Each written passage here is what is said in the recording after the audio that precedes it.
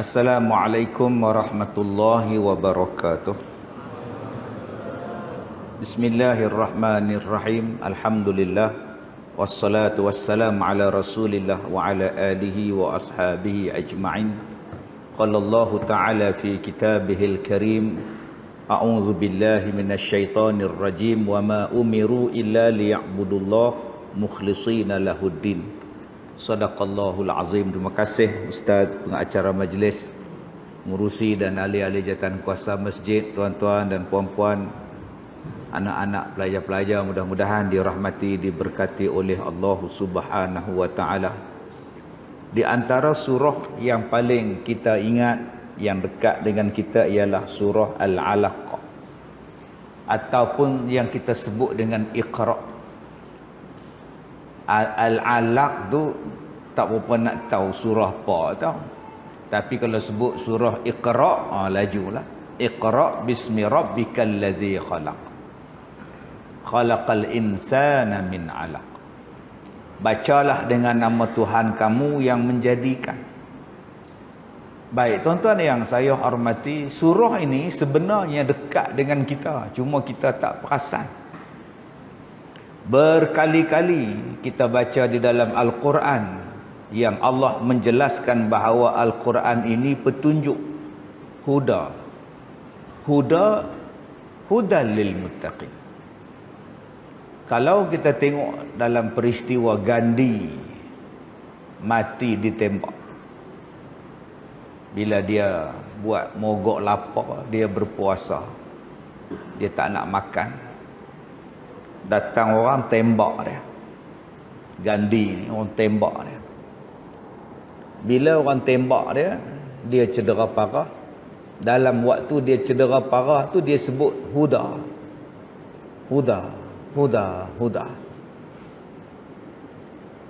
Dia minta huda, petunjuk Tuhan. Dalam bahasa Hindustan pun sebut huda, bukan Buddha, huda. Petunjuk, minta kekuatan daripada Tuhan. Lalu orang bertanya kepada dia, kenapa tak minta benda lain? Sebab Gandhi ni pernah sebut, setiap benda yang baik adalah Tuhan. Setiap benda yang memberi kebaikan itu, itulah Tuhan. Bila dia kena tembak, orang kata kenapa tak minta kat benda lain? Kenapa minta kat Tuhan? Ini Gandhi disebutkan huda. Di dalam Al-Quran Allah Ta'ala sebut berkali-kali hudalil muttaqin, petunjuk kepada orang yang bertakwa. Maksudnya apa perkara yang berlaku kepada kita, maka jalan penyelesaiannya ada di dalam Al-Quran. Sama ada benda tu sedang berlaku, telah berlaku, akan berlaku, hudalil muttaqin. Dia adalah mukjizat. Al-Quran ini merupakan mukjizat. Satu perkara besar yang luar biasa yang diberikan kepada para nabi dan rasul. Dan kita bertuah sangat-sangat mukjizat nabi itu kita boleh pegang, boleh simpan, boleh baca, boleh rujuk. Ada yang kata kalaulah saya dapat tongkat Nabi Musa, seronok ustaz. Senang pergi Langkawi, tak payah naik feri. Pukul laut terbelah, tak payah naik feri, naik kereta pergi Langkawi. Ustaz, saya kalau dapat mukjizat Nabi Ibrahim seronok. Kalau terbakar apa-apa saya masuk pergi padam, tak terbakar saya. Yang kamu duk seronok dengan mukjizat Nabi Musa, Nabi Ibrahim dan sebagainya, kamu tu bukan Nabi. Kalau kamu dapat tongkat tu pun tak boleh buat apa. Adik-adik ni dapat tongkat Nabi Musa, campak jadi tongkat, dia tak jadi ular. Pasal kita bukan Nabi. Tetapi mukjizat Nabi Muhammad, Al-Quranul Karim, kita boleh pegang, boleh rasa, boleh tengok, boleh baca, boleh ambil manfaat, boleh rujuk, boleh kaji, boleh jadi panduan. Itulah istimewanya kita umat Nabi Muhammad SAW. Masalahnya kita ni setakat mana yang kita rapat dengan Quran, kita kaji Quran. Iqra Bacalah. Perintah daripada Allah. Adik-adik ni belajar bahasa Arab ni. Iqra. Perintah. Maknanya membaca ini bukan hobi.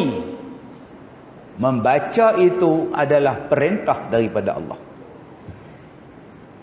Sebab ramai yang meletakkan membaca tu hobi. Dia letak sama baris dengan memancing. Nama Azizul. Asal Sungai Manik. Umur 18. Hobi membaca. Salah tu. Hobi memancing. Membaca bukan hobi. Perintah Allah. Boleh adik-adik bubuh dalam biodata. Hobi sembahyang. Tak boleh. Hobi puasa Ramadan. Pulau Ta'ang. Hobi. Itu kewajipan. Perintah daripada Allah. Kutiba alaikumusiyam. Perintah kutiba tu wajib. Dia tak boleh sebut hobi pada benda wajib. Tak boleh sebut hobi pada benda perintah. Allah kata iqra, bacalah. Maknanya membaca ni satu kewajipan, satu perintah daripada Allah Subhanahu wa taala. Persoalan dia berapa banyak membaca. Habis-habis SPM tak ada masa nak baca buku dah. Habis-habis mengaji ni malas aku baca dah. Patutnya membaca. Membaca apa? Kata Allah, iqra bismi rabbikal ladzi khalaq. Sebab tu membaca ada banyak-banyak jenis. Membaca tu ada banyak jenis. Ni membaca. Ni baca. Membaca. Kita tengok benda, kita baca. Okey, tu satu membaca. Baca Quran. Baca Quran saja berjenis-jenis cara bacaan Quran. Ada yang dipanggil tartil, ada yang dipanggil tadwir, ada yang dipanggil tahqiq, ada yang dipanggil hadar. Ada yang tengok sambil baca, ada yang baca dalam hati, ada yang duduk diam-diam dia baca dalam hati. Ada yang membaca tanpa tengok Quran, ada yang baca bila kena tengok baru boleh baca, tak tengok tak ingat. Macam-macam bentuk jenis bacaan. Bacalah buku sana, bacalah kitab sana, tambahkan ilmu dengan membaca. Yang kedua, membaca menggunakan pemikiran. Membaca menggunakan pemikiran. Setiap sesuatu kita baca. Ni makcik-makcik nak datang ni. Dia baca pada rumah. Kalau aku mari lambat, tempat perempuan tu sikit. Penuh tempat tu saat lagi. Aku nak duduk atas. Duduk atas pula. Tak nampak Ustaz Kazim. Hak betul-betul depan je nampak. Hak belakang tak nampak. Baik aku mari awal. Tu yang dia mari awal. Tu nama dia makcik yang membaca. Boleh faham? Saya pun kena baca juga. Yang saya nak ceramah malam ni di masjid lepas maghrib. Yang habis pukul 12. Pasal apa? Nama kuliah maghrib. Maknanya kuliah tu habis waktu Isyak habis, nama pun kuliah maghrib. Tapi setengah ustaz dia tak baca punya. Pukul 12 dia tak habis. Kalaulah semua orang membaca, insya-Allah dia berjaya. Sebab itu perkataan membaca ni banyak orang tua-tua sebut. Kita tengah makan nasi, dia datang. Assalamualaikum. Waalaikumsalam. Buat apa, Mat? Makan nasi. Kebetulan pula noh. Time hang makan aku sampai bagus punya baca. Bagus punya baca. Nampaklah.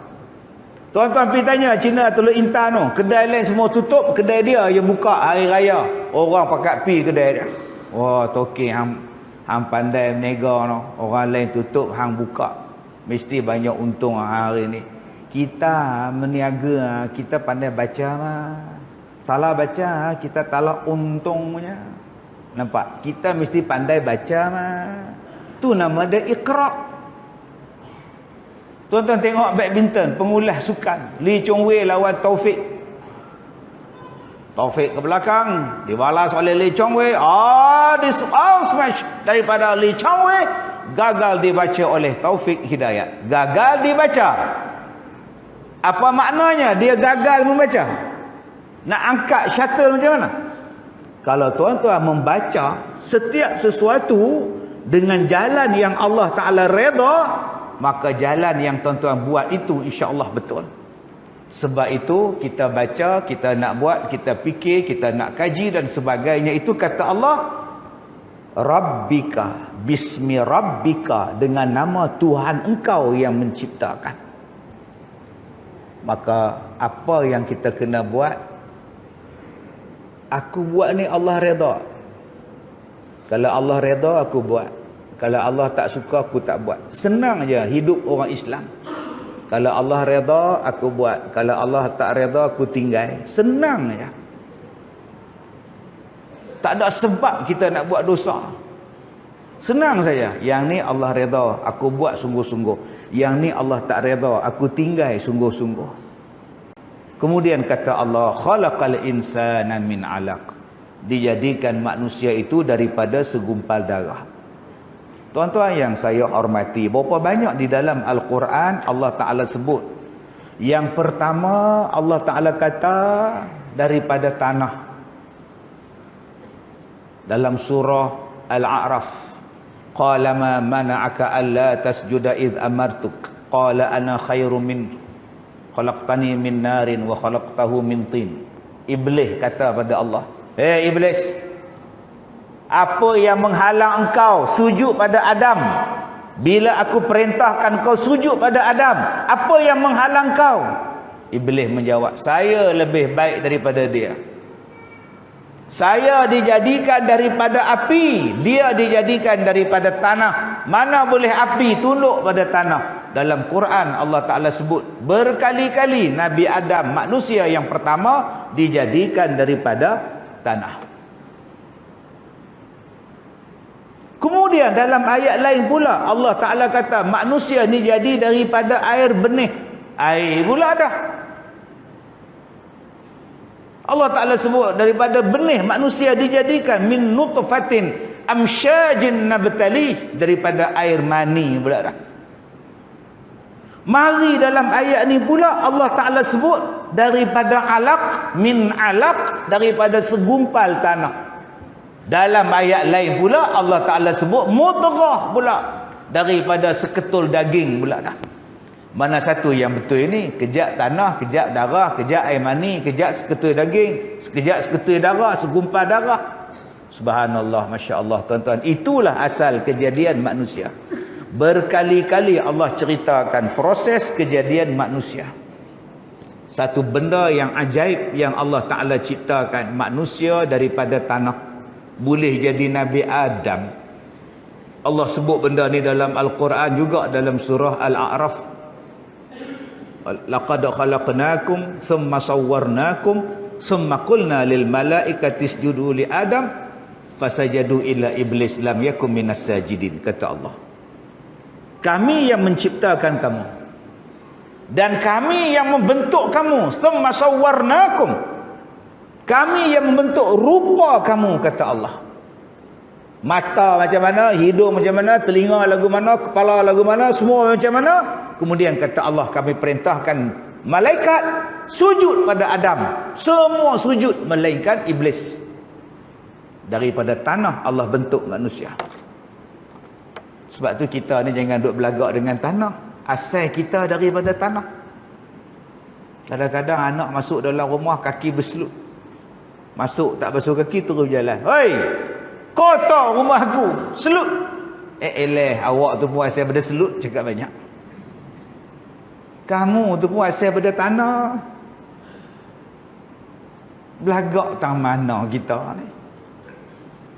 Yang kedua kata Allah, manusia tu pula daripada Adam tadi bercambaknya jadi manusia bila bercantumnya benih. Nama dia nutfah, air mani. Berkali-kali Allah Ta'ala sebut dalam Quran tentang nutfah. Hak tadi Allah Ta'ala sebut, kamu tu daripada tanah, jangan duk belagak. Tempat dipijak, tempat digali, tempat dibuang, tanah tu asal kamu. Minha khalaqnakum wa fiha nu'idukum wa minha nukhrijukum. Dari tanah kamu dijadi, kepada tanah dimasukkan kamu, daripada tanah nanti juga kamu dikeluarkan. Belagak kamu ni. Kemudian Allah sebut pula air mani. Berkali-kali Allah sebut tentang air mani. Kenapa air mani itu disebut sebagai air yang hina? Apa makna air yang hina? Ni nama dia air drinking water, air minuman. Kalau saya bagi pada Tok Imam ni, Tok Imam minum. Pasal apa? Air minuman. Kalau dalam botol ni air mani, minumlah Tuan Imam. Air apa ni Ustaz? Air mani, perisa lemon. Tobat lahum dia balik kat saya balik. Air yang tak dikehendaki, air yang tak laku, air yang orang tak mau. Itulah asal kita belagak. Asal daripada air yang tak laku belagak. Bukan maknanya air itu hina daripada segi najis, bukan. Orang tak mau, tak laku. Di luar sahabat-sahabat kita duk buka bazar gerai apa semua. Ada yang meniaga air balang, 5 balang. Air oren, air bandung, air boba, air sirap. Balang nombor 5 air mani. Agak-agak mana habis tu? Ada orang-orang sebut air sirap. Air kelapa. Cuba dia sebut air mani. Orang tengok dia ni gila apa? Itulah asal kita. Allah duk sebut benda tu berkali-kali supaya kita ni merendahkan sombong kita. Aku orang kaya, jangan belagak asal air mani. Aku orang cantik, jangan sombong asal air mani. Aku orang pandai, jangan belagaklah asal air mani. Habis. Tunduk semua dia. Allah nak menundukkan kita. Kemudian dalam ayat ni pula Allah kata manusia ni daripada seketul darah, segumpal darah, daripada darah. Macam mana tuan-tuan daripada darah dia naik segumpal jadi seketul daging pula kan? Darah tadi jadi beku jadi daging, daripada daging jadi tulang, tulang dibalut oleh daging dibentukkan dalam rahim. Huwallazi yusawwirukum fil arhami kaifa yasha, kata Allah. Dialah yang membentuk kamu menjadi manusia dengan rupanya dalam rahim ibu-ibu kamu. Masya Allah. Duk dalam rahim diperam 9 tahun, 9 bulan. Duk dalam 9 bulan dalam rahim ibu diperam. Kata Allah, aku yang membentukkan rupa kamu. Huwallazi yusawwirukum. Yusawwir. Dia yang menggambarkan, yang membentuk, yang mencorak muka kita lagu mana, bentuk kita lagu mana dalam rahim ibu. Sebab tu haram menghina orang. Tak padan dengan hidung kembang, haram. Tak padan dengan telinga capang, haram. Tak padan dengan hitam berkilat, haram. Tak padan dengan mulut luas bagi telinga, haram.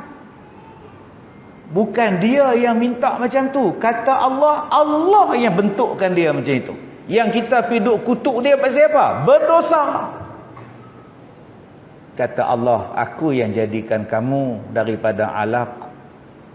Sains tak boleh bagi jawapan. Macam mana darah boleh jadi orang, macam mana daging boleh jadi orang, macam mana air mani boleh jadi orang. Sains tak boleh bagi jawapan.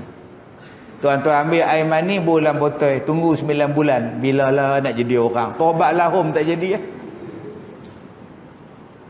Sebab tu kuasa manusia dia terhad, dia tak boleh nak lawan kuasa Tuhan.